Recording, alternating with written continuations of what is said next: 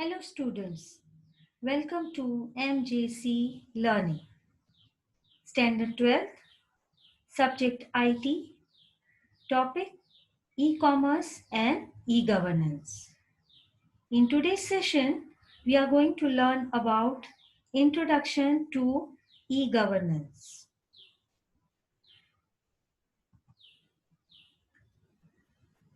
Electronic governance or e-governance is the application of information, electronics and communications technology, and it is running an effective governance system for people.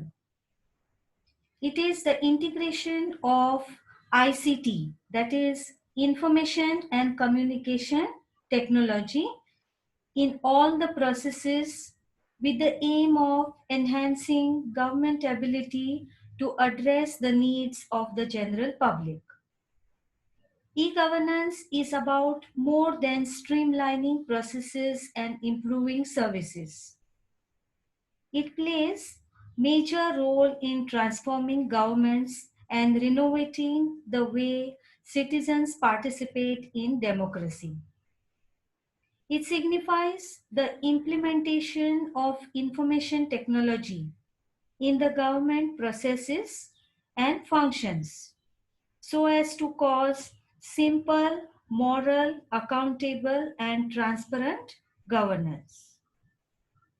The basic purpose of e-governance is to simplify processes for all, that is, for government, citizens, businesses, etc., at national, state, and local levels.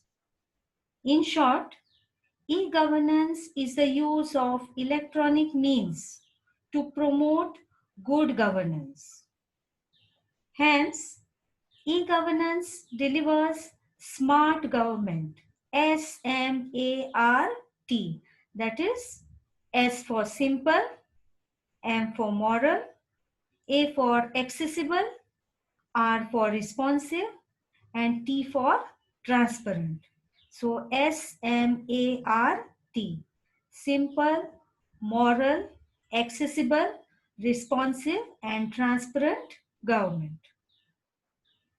It entails the access and delivery of government services, dissemination of information, and communication in a quick and efficient manner.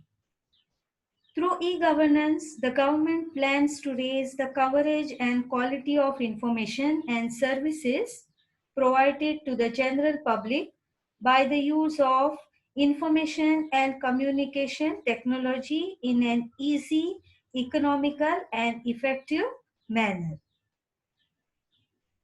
The entire process requires the proper arrangement of hardware, software, networking, and re-engineering of all the processes to facilitate better delivery of services. So e-governance is providing governmental services that are accessible through the internet. It refers to any government process or function that is out online in digital format. Companies adopting e-governance must develop customer orientation, which understand the requirement of the user. They should explore new ways of presenting information to meet customer needs, design feedback mechanism, manage customer relationships, develop good communication process, work more flexibly, make better decisions, and coordinate all the activities among themselves as a team. So aim of achieving e-governance goes far beyond mere computerization of separate back office operations. It will need basic change in work culture and goal orientation and concurrent change in the existing processes. E-governance is defined as the application of electronic means, in the interaction between government and citizens and government and businesses, as well as in internal government operations, to simplify and improve democratic government and business aspects of governance. It makes the whole administrative process convenient, efficient, transparent, and responsible. So some effective examples of e-governance projects include Digital India Initiative, or you can consider our National Portal of India, the Prime Minister of India portal, Aadhaar or filing and payment of taxes online, digital land management systems, or the CET, Common Entrance Test, e-Mitra project in Rajasthan, e-Seva project in Andhra Pradesh, etc. So these are some of the effective examples of e-governance projects. Next, we will see some of the advantages of e-governance. The first one is speed. Second, reduces corruption. Third, saving cost. Fourth, transparency. And fifth, accountability. E-governance is advantageous to citizens and government as a rapid growth of communication technology, and its adoption in governance would support to bring government machinery to the doorsteps of the citizens. You no longer need to stand in long queues or be physically present to avail government services. All you need is a smartphone with good internet connection. That will make your work easier at your workplace. You need not go out or stand in a queue. So let's see these e-governance benefits one by one in brief. First one is speed. Technology makes communication swifter. Internet and smartphones have enabled instant transmissions of high volumes of data all over the world. You can directly reach out to the government in case of queries. So there is a quick two-way communication between citizens and the government. No middleman or waiting in a queue is required here. Second is reduces corruption. There are different actions taken by e-governance to reduce corruption. Many governments have chosen some departments to be online, like customs, income tax, sales tax, and property tax.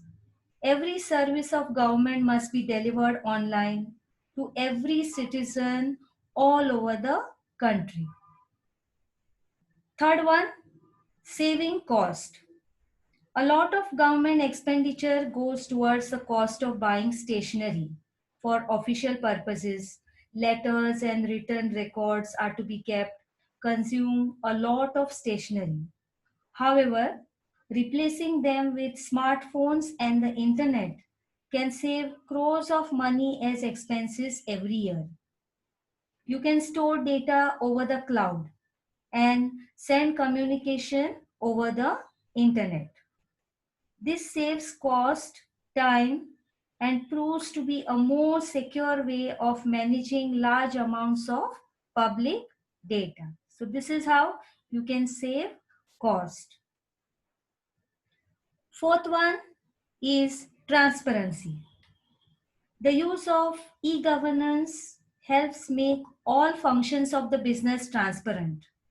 All government information can be uploaded onto the internet and citizens can access the required information anytime at just a click of a button. However, government has to ensure that all data has to be made public and uploaded to the government information forums on the internet. ICT helps to make the information available online by eliminating all the possibilities of concealing of information. You can fill application online, check your status, keep track of processes online, all from the comfort of your home. Fifth advantage is accountability. Once function of the government is available, we can hold them accountable for their actions. An accountable government becomes a responsible government. E-governance makes governments more accountable and answerable to citizens to avoid doubts and misrepresentations. This improves citizen-government relationship and builds trust between them. So these were the 5 advantages of e-governance. In spite of several advantages gathered from successful e-government implementation, there are always small number of disadvantages or cons. So let us see some of the disadvantages of e-governance in the next slide. The first one is loss of interpersonal communication. The main disadvantage of e-governance is the loss of interpersonal communication. It is an aspect of communication that many people consider vital, very important. Many decisions in government processes needs to have employees in back office for making decisions. Due to the fact that employees are not directly interacting, is they are unaware of any reasons for failing to provide the complete requirement. Second one, high setup cost and technical difficulties. Technology has its disadvantages as well. Specifically, the setup cost is very high and machines have to be regularly maintained.